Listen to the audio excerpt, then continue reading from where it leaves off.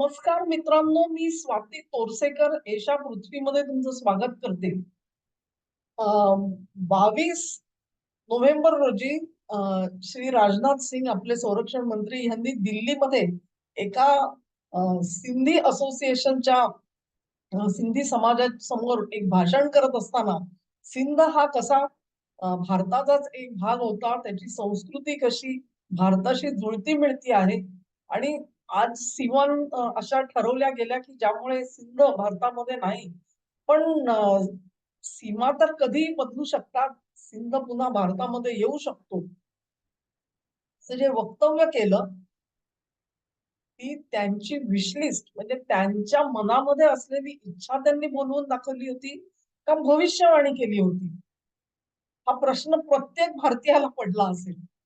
एक प्रकारे राजनाथ सिंग यांनी दमादम मस्त कलंदर असा सणसणीत सूर लावला की त्याचे प्रतिसाद सिंधमध्ये यायला वेळ लागलेला नाहीये. आणि एरवी राजनाथ सिंग जे बोलतील त्याचे प्रतिसाद सिंधमध्ये कदाचित इतक्या लवकर आले सुद्धा नसते. मी गेल्या वेळी म्हटलं त्याप्रमाणे सिंध प्रांताची एक वेगळी प्रकृती आहे. जेव्हा पाकिस्तानचं विभाजन भारताचं विभाजन करून पाकिस्तानला वेगळा काढला गेला, त्यावेळी पाकिस्तान मधली जास्तीत जास्त कारखानदारी ही सिंध प्रांतामध्ये होती. एंटरप्रिनरशिप ज्याला म्हणतात ती सगळी सिंध प्रांतामध्ये होती. पाकिस्तान मधले ज्याला आपण सुशिक्षित लोक म्हणतो ते सिंध प्रांतामध्ये होते. खुद्द जिना हे सुद्धा सिंध प्रांताशी जास्त संबंध जोडून होते. आणि ही सगळी जी पार्श्वभूमी सिंधची आहे त्याच्यामध्ये त्यांचं एक विशिष्ट योगदान या सगळ्या पाकिस्तान बनवण्यामध्ये होतं. पण त्यानंतर जेव्हा वेगळं झाल्यानंतर राजकारण ज्या पद्धतीने फिरायला लागलं पाकिस्तानमध्ये, तेव्हा सिंधला लक्षात आलं की आपण कुठेतरी फसवलं गेले आहोत. म्हणजेच वन युनिट योजना जी तयार केली गेली त्याच्यामध्ये एकतर बंगालमध्ये 54% जनता तेव्हा सुद्धा होती, म्हणजे लोकसंख्येने ते जास्त होते. तेव्हा हे बंगाली मुसलमान आपल्यावरती राज्य करणार का या कल्पनेने आधी पश्चिम पाकिस्तानातले लोक अस्वस्थ आणि बेचैन होते. आणि मग वन युनिट योजना काढली गेली, म्हणजे संपूर्ण पश्चिम पाकिस्तान हा एक युनिट समजावा आणि संपूर्ण ईस्ट पाकिस्तान हा दुसरा युनिट समजावा. आणि ह्याच्यामधून हे वन युनिट योजना जी होती त्याच्यामध्ये त्यांना अनेक गोष्टी साध्य करायच्या होत्या.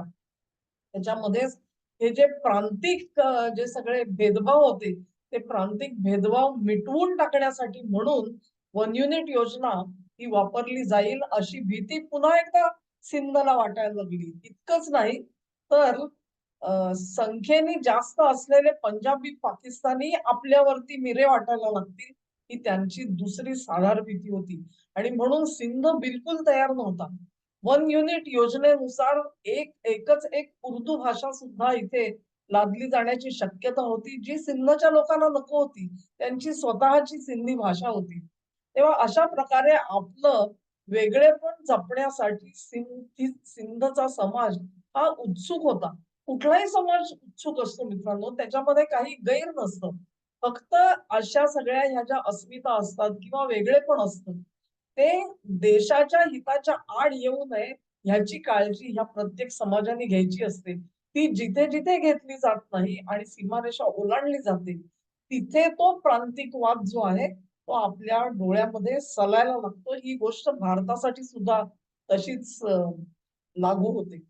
आजच्या घडीला म्हणजे त्या काळामध्ये जेव्हा वन युनिट योजना आणायचा प्रयत्न झाला, तेव्हा जसा सिंध हा अत्यंत अस्वस्थ होता आणि त्याचं कारण एक होतं की वन युनिट जर का लागू झालं असतं तर पाकिस्तानामध्ये लष्करशाही यायला वेळ लागला नसता. आणि ही बाब त्या काळामध्ये सुद्धा म्हणजे 1954 नंतर बोलून दाखवली जात होती की तुम्ही ह्या देशामध्ये लष्करशाही आणाल असं काही केलं तर. ही गोष्ट जी आहे ती सिंधच्या स्मृतीमधून आज सुद्धा बाजूला झालेली नाहीये. आणि मग अशा पार्श्वभूमीवरती मग त्यानंतर हेच या सगळ्या गोष्टी उर्दू लादणं आणि वन युनिट योजना याच्या सगळ्यामधूनच बंगाली लोक दुखावले गेले आणि अखेर पूर्व पाकिस्तान हा विभक्त झाला, बांगलादेशाची निर्मिती झाली. परंतु इतिहासामधून पाकिस्तान काही शिकत नाही असं दिसतंय. कारण हा सगळा जो काळ गेला त्याच्यानंतरच अय्यूब खाननी सत्ता आपल्या हातामध्ये त्या काळामध्ये घेतलेली होती 58 नंतर. आता पुन्हा एकदा जी 27वी घटना दुरुस्ती केली गेलेली आहे, तिला पाठिंबा द्यावा म्हणून राजकीय पक्ष सुद्धा थोडेसे काही जे थोडे बाजूला राहण्याची शक्यता होती, त्यांना सुद्धा त्या मेनस्ट्रीम मध्ये घेण्यात आलं. 27व्या घटना दुरुस्तीने काय केलेलं आहे लक्षात घ्या. पाकिस्तानामधलं आजचं जे सुप्रीम कोर्ट आहे, त्याला एक अपेलेट कोर्ट बनवून टाकलेलं आहे. घटनेच्या संदर्भातला कुठचाही प्रश्न असेल तर त्याच्यावरती उहापोह करण्याचा, विचार-विनिमय करण्याचा आणि निर्णय देण्याचा अधिकार आजच्या सुप्रीम कोर्टाला असणार नाहीये. त्याच्यासाठी एक वेगळं घटनेचा अर्थ सांगण्यासाठी म्हणून वेगळं कोर्ट स्थापन केलं जाईल अशी ही घटना दुरुस्ती आहे. आणि मग दुसऱ्या बाजूनी सैन्याची जी पुनर्रचना सगळी केली गेलेली आहे, तिच्यामध्ये सैन्यामध्ये जो कोणी chief of defence staff CDS असेल त्याच्या हातामध्ये अल्टिमेट अधिकार आलेले आहेत. अगदी अण्वस्त्र वापरायची कशी ह्याच्यामध्ये सुद्धा राजकीय हस्तक्षेप असणार नाही ह्याची काळजी घेतलेली गेली आहे. म्हणजेच घटनेच्या मार्गाने जाऊन आज पाकिस्तानामध्ये पुन्हा एकदा लष्करशाही डोकावू पाहते आहे. जेव्हा जेव्हा लष्करशाही डोकावू पाहते तेव्हा तेव्हा लष्करशहांना हे त्यांच्या हिताचं वाटतं की प्रांतिक वाद जे असतात ते संपवले पाहिजेत, ते चिरडले गेले पाहिजेत. तेव्हा आज जर का पुन्हा एकदा पाकिस्तानामध्ये लष्कर सबळ होणार असेल तर सिंधला सर्वात मोठा धोका आहे. सिंध म्हणते तसाच तो बलुचांना आहे आणि तसाच तो पश्तूनांना आहे. पण सिंधमध्ये ही जी एक ट्रॅडिशन आहे ती अत्यंत प्रॉमिनंट होती आजपर्यंत. आणि ती 1954 सालापासून असलेली तुम्हाला दिसेल, ज्या भावना अजूनही संपलेल्या नाहीये. सिंध मधली जी प्रबळ राजकीय पार्टी आहे ती आहे पाकिस्तान पीपल पार्टी. म्हणजे बेनझीर भुट्टो त्यांचे जे तीर्थरूप जुल्फिकार अली भुट्टो यांच्यापासून पीपल्स पार्टीची चलती तिथे आहे आणि ती थोडीफार का होईना पण प्रांतिक वादावरती अवलंबून आहे. प्रांतिकवाद अशासाठी की सिंधची अस्मिता ह्या मुद्द्यावरती पीपीपीचं सिंधमध्ये एक मोठं प्राबल्य तयार झालेलं आहे. आणि ही जी घटना दुरुस्ती झाली तिच्यामुळे त्या प्राबल्याला थेट हात घातला जाईल अशी भीती व्यक्त केली जाते.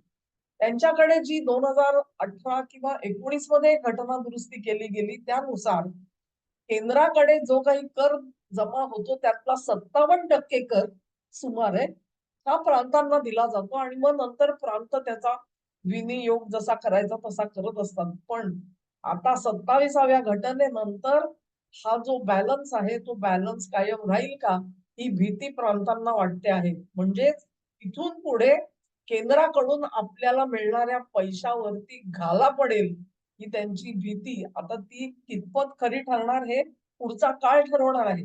त्यामुळे पाकिस्तान पीपल्स पार्टीची एकंदर पाळमुळं जिथे रुजलेली आहेत त्या सिंधमध्येच त्यांच्या समोर एक मोठं आव्हान उभं राहिलेलं आहे.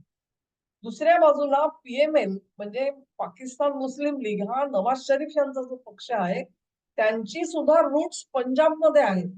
तिथे पंजाबमध्ये प्रांतिक सरकार मरियम नवाज त्याच्या गव्हर्नर आहेत.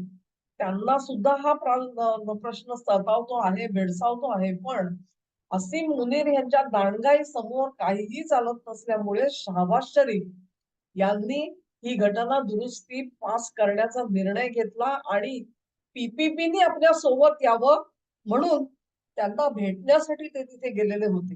अर्थातच पीपीसीने त्यांना साथ दिली म्हणूनच आज घटना दुरुस्ती पास झालेली आहे.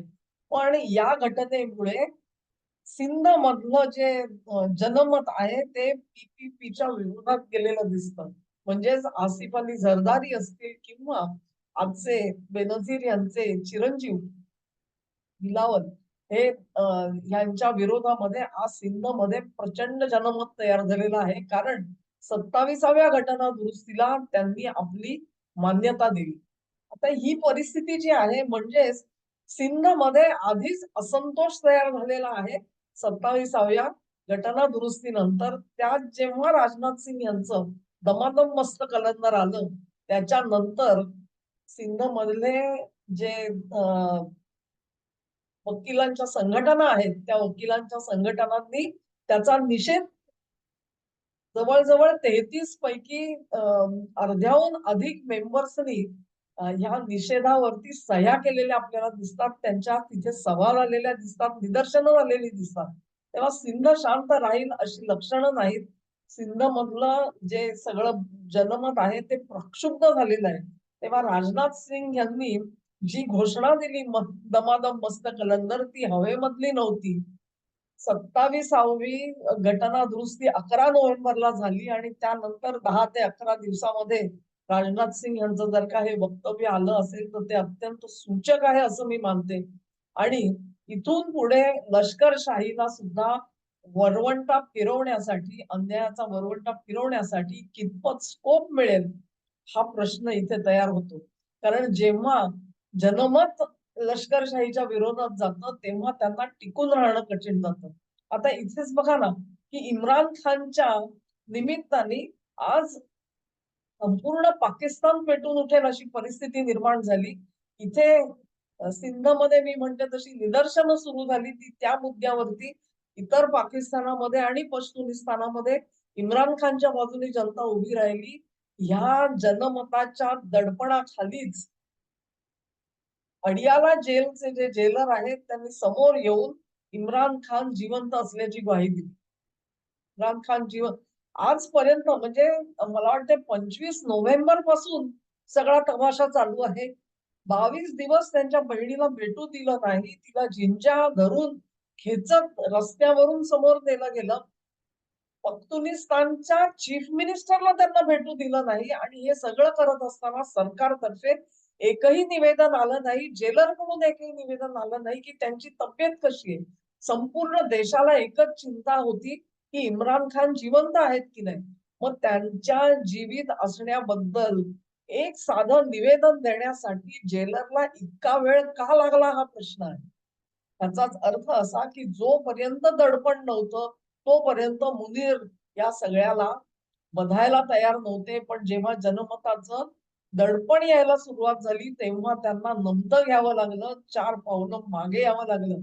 आणि इम्रान खान हे सुखरूप आहेत. त्यांना त्यांची औषध वगैरे व्यवस्थित दिली जात आहेत, त्यांना अन्न दिलं जातंय असा खुलासा आज आलेला आहे. पण अजून सुद्धा त्यांच्या बहिणीला त्यांना कधी भेटायला दिलं जाईल हे अजून क्लिअर भेटायची परवानगी दिली जाईल असं म्हटलेलं आहे. खरं म्हणजे ही भेटायची परवानगी जी आहे ती जेलरच्या हातामध्ये नाहीये, कोर्टाने ऑर्डर दिलेली आहे. पण जिथे कोर्टाचा हुकूमच चालत नाही, अंमल चालत नाही, तशा पाकिस्तानामध्ये कोर्टाची ऑर्डर असून तरी काय उपयोग आहे. असो, पण जेलरने आता सांगितलंय तेव्हा त्यांची भगिनी जी आहे ती त्यांना जाऊन भेटेल अशी शक्यता निर्माण झालेली आहे. पण राजनाथ सिंग यांनी जो मुहूर्त साधला त्या मुहूर्त साधण्याची ही सगळी बॅकग्राऊंड आहे. मी म्हटलं त्याप्रमाणे सिंध अस्वस्थ आहे, तसेच झरदारी कुटुंबही अस्वस्थ असणार, भुट्टो कुटुंब ह्याचीही मला खात्री आहे. एकंदरीतच 27व्या घटना दुरुस्तीला घाबरून शहबाज शरीफ हे देश सोडून त्यांनी पलायन केलेलं दिसतं. आता आपण पलायन म्हणायचं, पण असं सांगितलं जातं की नाही नाही ते तर लंडनला गेलेले आहेत. It was un unscheduled meeting visit. म्हणजे ही भेट ही पूर्वनियोजित नव्हती. ते अचानकच लंडन इथे गेलेले आहेत. लंडनमध्ये शहबाज शरीफ उतरले. त्यांच्या स्वागतासाठी ब्रिटिश सरकारकडून कोणीही आलेलं नव्हतं. केवळ पाकिस्तानचे जे काही राजदूत मंडळी होती त्या ऑफिस मधली ते तिथे हजर होते. आणि त्यानंतर शहबाज शरीफ हे लंडन मध्ये त्यांच्या मालकीचा काय फ्लॅट आहे तिथे राहायला गेलेले आहेत. कदाचित ते तिथे असलेल्या नवाज शरीफला भेटू शकतात.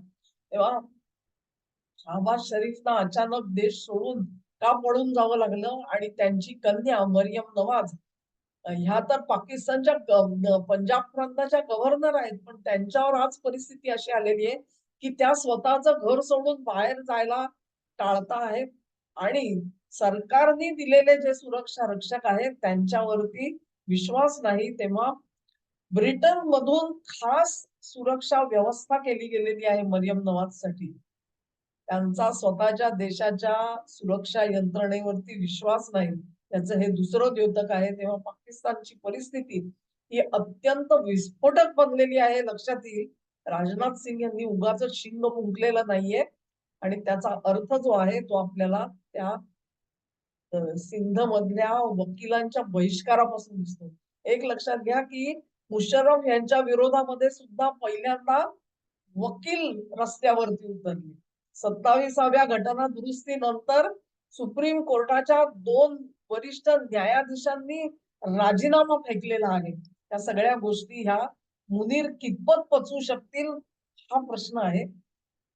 अन्यायाचा वरवंटा तर कसाही फिरतो, लष्करशाहीचा वरवंटा कसाही फिरतो. पाकिस्तानमध्ये परिस्थिती सरळ नाही आणि तिथे ही अधिकाधिक चिघळत जाणार आहे. ही गोष्ट खरी आहे. काही जण म्हणतात गृहयुद्धाची ही सुरुवात आहे. बघूया कसं होतं ते आणि त्याचा मागोवा आपण जरूर घेऊ. हा व्हिडिओ तुम्हाला आवडला असेल अशी आशा करते. तुम्हाला आवडला असेल तर लिंक शेअर करा. व्हिडिओला लाईक करा, चॅनलला सबस्क्राईब करा आणि तुमचं सहकार्य माझ्यासोबत असंच राहू द्या. हो.